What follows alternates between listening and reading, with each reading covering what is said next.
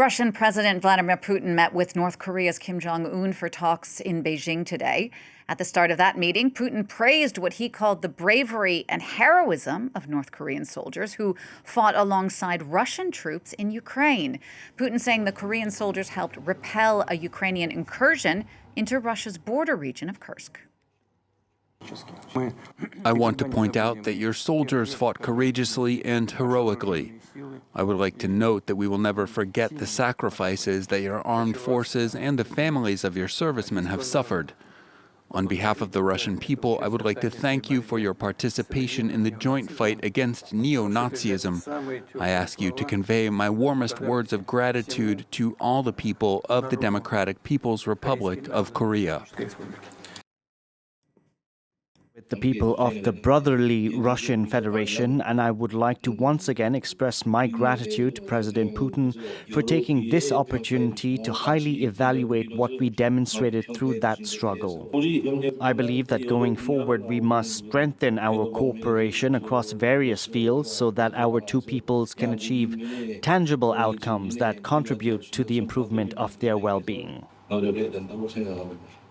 The Russian and North Korean leaders were the VIP guests of Chinese President Xi Jinping. They were there to attend China's biggest ever military parade, marking the 80th anniversary of Japan's defeat in World War II. Now, this was the first such gathering of the three countries' leaders since the early days of the Cold War some 60 years ago. Speaking at the parade, Xi warned the world was facing a choice between peace or war. History cautions us that humanity rises and falls together. Only when all countries and nations treat each other as equals, coexist in peace and support each other, can we uphold common security, eradicate the root cause of war, and prevent the recurrence of historical tragedies. Today, humanity again has to choose between peace and war, dialogue and confrontation.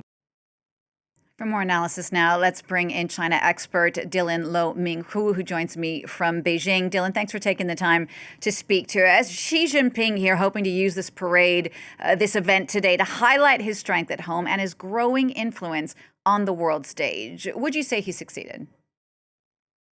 I would say that his message landed quite successfully, particularly with members of the Global South. I think if you look at the leaders in attendance and the pulling power that Beijing is able to demonstrate with the number of leaders that are in attendance, that is testament to China's growing diplomatic clout, but increasingly its leadership role within the Global South community as well. So I would say, yes, at this very moment, he has achieved many of his key diplomatic objectives.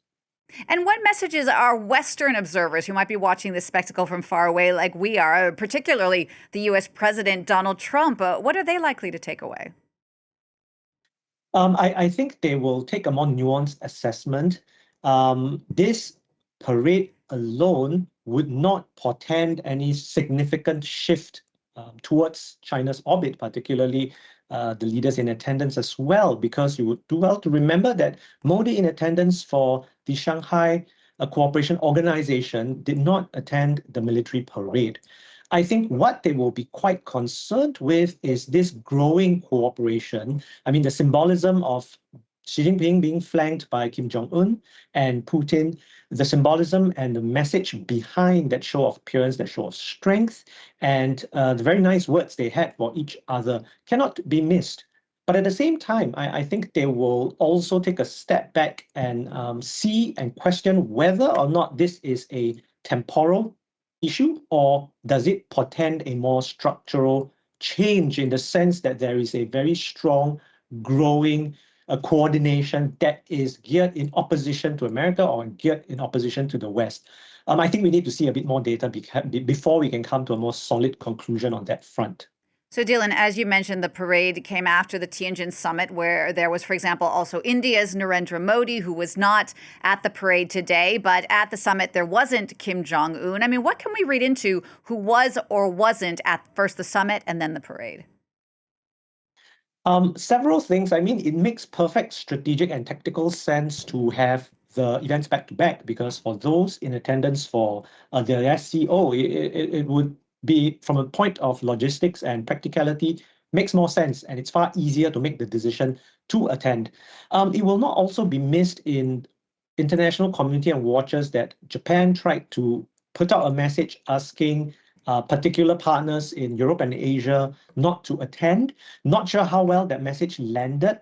That was also the overtones or undertones of both the SCO and the military parade of an emerging alternative order, one that is Chinese inflected. I think that message came across quite strongly. You can draw a common thread from the messages in SCO and in the military parade that we just saw. Dylan, we know obviously what Xi Jinping is trying to communicate, but what about inside China itself? Do we know any more about what people inside China think about this parade, this new strategy that Xi Jinping is trying to put forth? Let me caveat that I'm based in Singapore as well, so I can give an outsider's perspective on what I think the people of China think. One is, I think this is indeed a moment of pride, of national pride for the Chinese. The fact that you make and craft the historical narrative where once China was bullied and indeed had its territory violated by an aggressor, there's almost very little chance or zero chance of that happening right now. That continuity, and of course this continuity and this success rests on the power of the CCP and the continued rule of the CCP.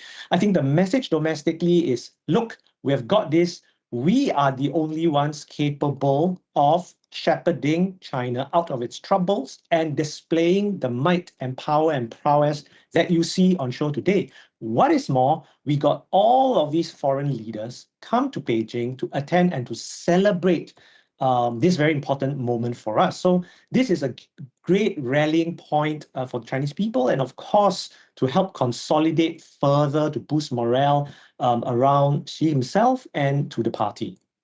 Now, some analysts and historians might say that the parade today was also a chance for Xi to rewrite what he would call the Western dominant narrative of World War II. Of course, China sees the victory through a very different prism than many in the West. I mean, talk us through what that Chinese narrative is and what Xi wants the world to believe. I would personally say that in reality, the differences are sometimes a matter of emphasis rather than completely diametrically opposed narratives. I would say that the Chinese narrative is quite clear. They want to position their role as the victors of World War II. They want to highlight the amount of blood, tears, sweat, treasure that they have poured into creating the just and peaceful order and in bringing World War II to a close. And of course, the narratives that they have crafted in projecting and emphasizing China's role and other actors as the aggressor is useful for the present moment as well, because China can very easily and with good amount of reasons say that we are not the ones that are aggressive. We were never the ones that have initiated conflict. If anything, we were the ones defending, protecting the international order, protecting peace, and that is the same today. So while at the same time you have this big show of latest military toys, cutting-edge weapons that are obviously offensive in nature, military offensive, but the words, if you hear what he says, one of peace, that we will use it for peace. So there's a dual message here.